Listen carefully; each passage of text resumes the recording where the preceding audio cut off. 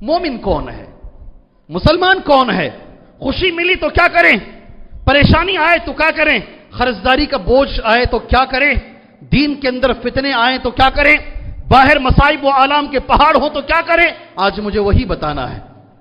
اللہ کے کلام کو سامنے رکھ کر، نبی کریم صلی اللہ علیہ وسلم کی احادیث کو سامنے رکھ کر، یہی چیز مجھے تمہارے سامنے، میرے اپنے لیے اور آپ بھائیوں کے لیے اللہ پاک نے کیا فرمایا ہے میں کہتا ہوں۔ نبی کریم صلی اللہ علیہ وسلم نے فرمایا عجبا لامر المؤمن، عجبا لامر المؤمن، مومن بڑا عجیب ہوتا ہے، اس کا کام ہی عجیب ہوتا ہے، سبحان اللہ۔ یہ نبی فرماتے ہیں عجبا لامر المؤمن، مومن کا معاملہ ہی عجیب ہے۔ عجبا لامر، کیوں بھائی؟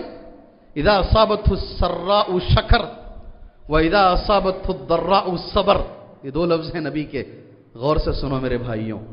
جب اسے خوشی ملتی ہے، کامیابی ملتی ہے، وہ سب سے پہلے اللہ کا شکریہ ادا کرتا ہے، سبحان اللہ۔ کتنے لوگ ایسے ہیں سجدے شکر پر زندگی میں ایک بار بھی انہوں نے عمل نہیں کیا ہوگا، کس پہ؟ کتنے لوگ ہمارے مسلمانوں میں ایسے ہیں شکریہ کا سجدہ پوری زندگی میں نہیں کیا ہوگا انہوں نے، جی ہاں پوری زندگی میں۔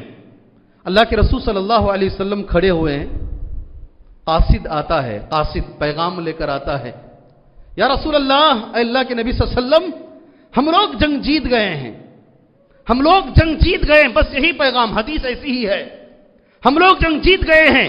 ایک سیکنڈ بھی نبی نے ضائع نہیں کیا، فخر ساجدا للہ، فخر ساجدا للہ، آپ دھڑام سے نیچے گرے، آپ دھڑام سے نیچے، یہی لفظ ہے، آپ نے اطمینان سے سجدہ کیا نہیں ہے، آپ نے فوراً اللہ تبارک و تعالیٰ کے شکریہ کے لیے سجدہ کیا۔ ایک مسلمان کی علامت ہوتی ہے میرے بھائی، جی ہاں، کوئی بھی کامیابی ہو، کوئی بھی، اور آپ کو معلوم ہونا چاہیے سجدے شکر کے لیے وضو ضروری نہیں ہے، سجدے شکر کے لیے قبلہ بھی ضروری نہیں ہے، سجدے شکر کے اندر کچھ پڑھا بھی نہیں جاتا ہے، شیخ بن باز رحمہ اللہ کا فتویٰ ہے، سجدے شکر کے اندر تسبیح بھی نہیں پڑھی جاتی ہے، بس جیسے ہی آپ کو اچھی خبر ملی فوراً اللہ تبارک و تعالیٰ کے بارگاہ میں آپ نے سجدہ کر دیا، پھر اللہ فرماتا ہے لئن شکرتم لأزیدنکم، لأزیدنکم، تجھے ایک خوشی ملی ہے میں مزید خوشیاں تجھے عطا فرماؤں گا، سبحان اللہ، لأزیدنکم، سبحان اللہ۔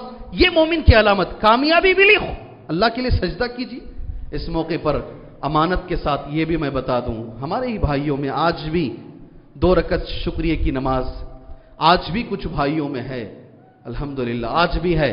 میں پوری امانت کے ساتھ، غور سے سنیے گا میرے بھائی، اپنے آپ کو تازہ کر کے سنیے گا، نماز کی جو حدیث ہے وہ ضعیف ہے، نماز کی جو حدیث، غور سے سنیے گا، سجدے کی جو شکریہ کی نماز ہے اس کی جو حدیث ہے وہ ضعیف ہے، جو سجدے شکر ہے، سجدے کی جو حدیث ہے وہ صحیح ہے، سبحان اللہ، سجدے کی جو حدیث ہے وہ صحیح ہے۔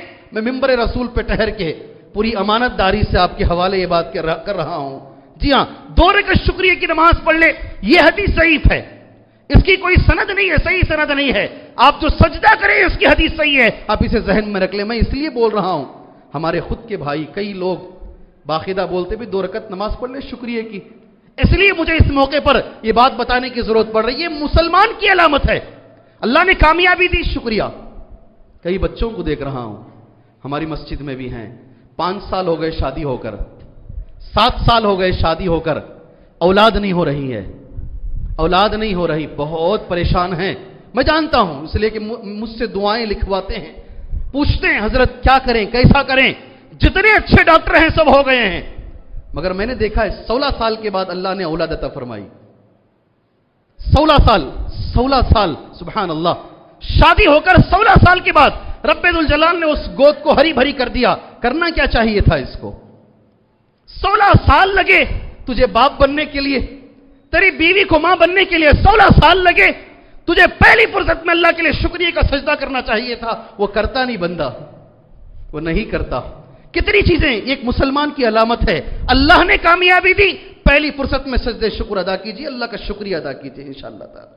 اگر اللہ نے پریشانی دی، کیا ہونا چاہیے؟ مصیبت اگر اللہ کی جانب سے آئی تو ہمیں کیا کرنا چاہیے؟ اللہ اکبر، نبی فرماتے ہیں صبر سے کام لو، وَإِنْ أَصَابَتْهُ الضَّرَّاءُ، صبر، یہ مسلمان کی علامت ہے، دونوں صورتوں میں وہ اللہ تبارک و تعالیٰ کو نہیں چھوڑتا ہے، خوشی میں بھی نہیں چھوڑتا اور غم میں بھی نہیں چھوڑتا.